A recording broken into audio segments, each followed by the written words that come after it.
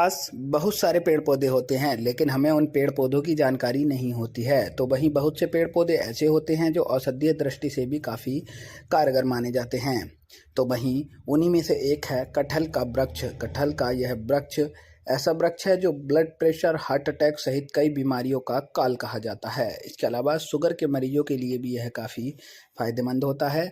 इस वृक्ष का सेवन करने से शुगर कंट्रोल रहता है, हार्ट अटैक के चांसेस कम रहते हैं। इसके अलावा अन्य कई बीमारियों में भी यह काफ़ी फायदेमंद होता है। मुरादाबाद के दयानंद डिग्री कॉलेज में वनस्पति विज्ञान के असिस्टेंट प्रोफेसर डॉक्टर सीमा ने बताया कि यह सालों साल चलने वाला प्लांट है, पूरी तरह से एवरग्रीन है, हमेशा हरा भरा रहने वाला प्लांट है। इसका फल, जैसे हम कटहल के रूप में जानते हैं, वह उत्तर भारत में सब्जियों के रूप में और पूर्वी उत्तर प्रदेश में इसे फल के रूप में बहुत अच्छे से खाया जाता है। इसका बॉटनिकल नेम ओटोकॉर्पस हेटेरोफिलस है। इसके साथ यह मोरेसी फैमिली का सदस्य है। का वृक्ष है, किस तरह का वृक्ष है और क्या इसके फायदे हैं? ये एक पेरिनियल प्लांट है जो कि सालों साल चलता है, एवरग्रीन है, हमेशा हरा भरा रहता है।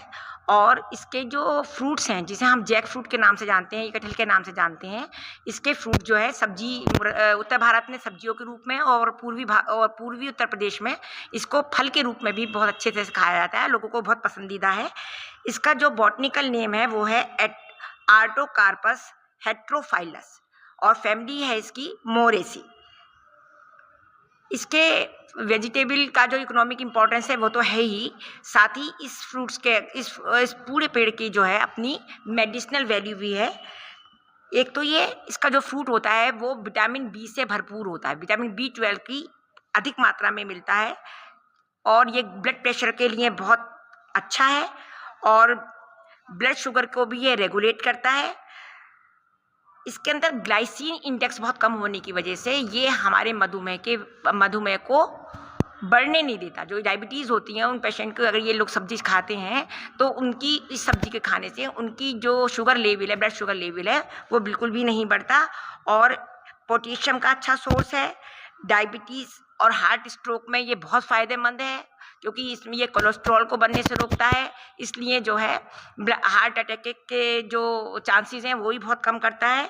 और बहुत ज़्यादा फाइबर्स होते हैं जो कि डाइजेशन में हेल्प करते हैं। तो इसके जब हम सब्जी खाते हैं इसके, तो हम एक्चुअली इसके फाइबर्स ही खाते हैं जो हमारे इंटेस्टाइन को साफ रखते हैं और हमारे डाइजेशन को मजबूत करते हैं और ब्लड कोलेस्ट्रॉल को ये जो है बिल्कुल भी आगे बढ़ने नहीं देता, जिसकी वजह से हार्ट अटैक की पॉसिबिलिटीज़ को बहुत कम हो जाती हैं।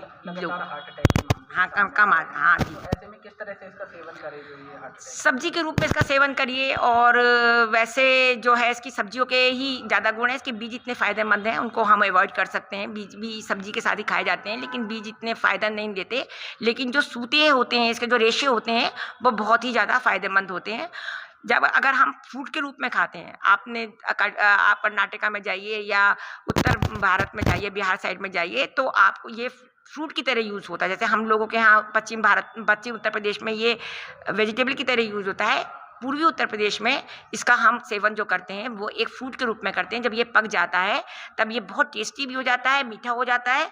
और इसको खाने से, अगर हम जब कच्चा खाते हैं, जैसे हम वेजिटेबल खाते हैं तो मसाले वसाले डालते हैं, वो थोड़े से इतने फ़ायदेमंद नहीं होते, काफ़ी भुना माना जाता है।